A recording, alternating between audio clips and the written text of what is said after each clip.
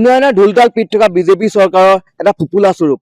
মই বৰ্তমান উপস্থিত আছো শিৱসাগৰ নামটিপা যি আমগুৰি সংযোগী ধুদুৱালি আছে, ধুদুৱালিত আছো। এই ধুদুৱালি পথটো পুনৰ নিৰ্মাণৰ বাবে আহিছিলে আৰু এই পথটো পুনৰ নিৰ্মাণত বিসংগতি কৰাৰ বাবে এতিয়া যিসকল ইয়াৰ স্থানীয় লোক আছে বা যিসকল লোকে ইয়াত যাতায়াত কৰে সেইসকল লোকে জৰা যন্ত্ৰণা ভোগ কৰিছে।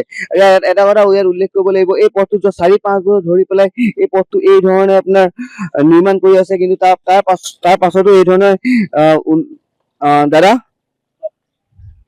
কি দেখিছে এই পথটো কিমান দিনৰ পৰা এনেকুৱা হৈ আছে? হ'ল দিন দাদা, দেখি আছো, ক'ৰবাত দেখিছো আজি আপোনাৰ বেছি হ'ল না 2 মাহ মান মই জনাত 2-3 মাহ এনেকে দেখি আছো। কেনেকুৱা পাইছে? কি ক'ব, বহুত বেয়া ৰাস্তা, এতিয়া নাহিলেও নহয় কাৰণে আহিছো। আৰু আপুনি ইয়াৰে? মই আমগুৰি। আপোনালোকে এইটো বিধায়ক কোন আছিলে? আমগুৰি বিধায়ক প্ৰতিভাগে আছিলে।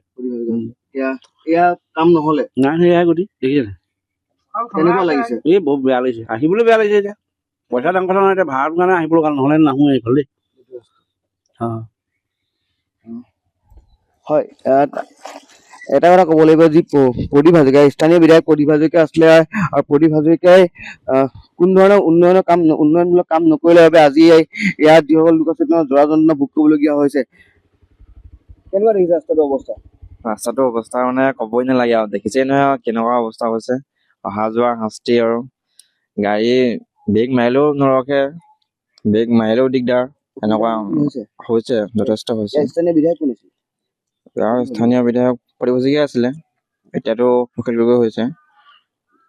কাম হৈছে নাই? কামটো তেনেকে কি কয়, এয়াহে কাম হৈছে বুলি ক'ম কেনেকে বাৰু।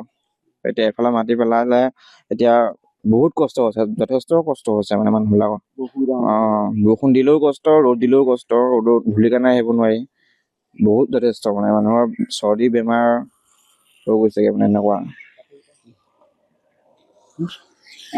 কি বিচাৰিছে এতিয়া? কি বিচাৰিছে বৰ্তমান নিৰ্বাচন আহি আছে, সেইটোৱে নিৰ্বাচনৰ আগত আমাৰ ৰাস্তাটো অতি সোনকালে হোৱাটো মই বিচাৰিছো। আমাৰ ৰাইজৰ যথেষ্ট কষ্ট হৈছে। হয়, যিসকলে স্থানীয় ৰাইজ সেইসকলে আপোনাৰ বহুতো জৰা যন্ত্ৰণা ভোগ কৰিছে। আৰু ইয়াত এই যিটো পথ আছিলে, এই পথটো এখন দুখন কেইবাটাও আপোনাৰ কালভাৰ্ট আছিলে, সেই কালভাৰ্টটো এবাৰ নিৰ্মাণ কৰে, এবাৰ ভাঙে, কিন্তু তাৰ পাছতো ইয়াত এই ৰাস্তাটো হৈ নুঠুতিলে সম্পূৰ্ণ কৰিব নোৱাৰিলে ৰাস্তাটো। আৰু এটা কথা ক'ব লাগিব, যি প্ৰদীপ হাজৰিকা আছিলে, প্ৰদীপ হাজৰিকা যি সমষ্টি আছিলে, সমষ্টিও তেওঁ ৰাখিব নোৱাৰিলে, সমষ্টি বিলুপ্তি হ'ল। সেই সমষ্টি এটা ভাগ নামগুৰি নাজিৰাত সোমালে, এটা ভাগ শিৱসাগৰত সোমালে। আৰু এটা কথা উল্লেখ কৰিব লাগিব, লোক নিৰ্মাণ যি বিভাগ আছে, লোক নিৰ্মাণ বিভাগক আমি যেতিয়া এই বিষয়ে ফোন কৰি পেলাই জানিব বিচাৰিছো, তেওঁলোকে কোনো কথা ক'বলৈ সাজু নহলে। ইয়াৰ যোন ঠিকাদাৰে কাম কৰি আছিলে সেই কথা ক'বলৈ নোৱাৰিলে। অকল এটা কথা আমাক জনালে, ABC নামৰ এটা ঠিকাদাৰ প্ৰতিষ্ঠানে ইয়াত এই কাম কৰি আছে, কিন্তু তাতকে বেছি বিশেষ আমাক একো নজনালে যে এই পথটো যি দুৰৱস্থা হৈ আছে, এই দুৰৱস্থা কিয় হৈ আছে, কিমান দিনৰ পৰা এই কাম কৰি আছিলে, ঠিকাদাৰ প্ৰতিষ্ঠানে গাফিলতি কৰিছে, তাৰ বিষয়ে কোনো ধৰণৰ আমাক কথা জনাবলৈ তেওঁলোকে সাজু নহলে। আৰু এটা কথা ইয়াতে উল্লেখ কৰিব লাগিব, যি প্ৰদীপ হাজৰিকা আছিলে আমগুৰি বিধায়ক প্ৰদীপ হাজৰিকা গাফিলতিৰ বাবে আজি ইয়াৰ যিবোৰ স্থানীয় লোক আছে সেইসকল স্থানীয় লোকে আপোনাৰ জৰা যন্ত্ৰণা ভোগ কৰিছে। আৰু এই পথটো নিৰ্মাণৰ নামত যিসমূহ ধন আহিছিলে সেইবোৰ ধনৰ কি হৈছে বৰ্তমানলৈকে আমি একো তাৰ বিষয়ে আমি ক'ব নোৱাৰিম। কিয় ক'ব নোৱাৰিম, আমাৰ লোক নিৰ্মাণ বিভাগে তাৰ বিষয়ে আমাৰ একো জনোৱা নাই। প্ৰদীপ হাজৰিকাই যে এই অকল ইয়াৰ আমগুৰি উন্নয়নৰ বাবে কাম নকৰিলে এই কথা স্পষ্ট হৈ পৰিছে। আৰু সেই প্ৰদীপ হাজৰিকাই যি শিৱসাগৰ সমষ্টি এতিয়া লাভ কৰিবলৈ হয়, শিৱসাগৰ সমষ্টি কি অৱস্থা কৰিব ইয়াৰ সহজতে বুজি পোৱা গৈছে। যিকোনো খবৰৰ বাবে যোগাযোগ কৰক আমাৰ এই নম্বৰত 9181 307 2221।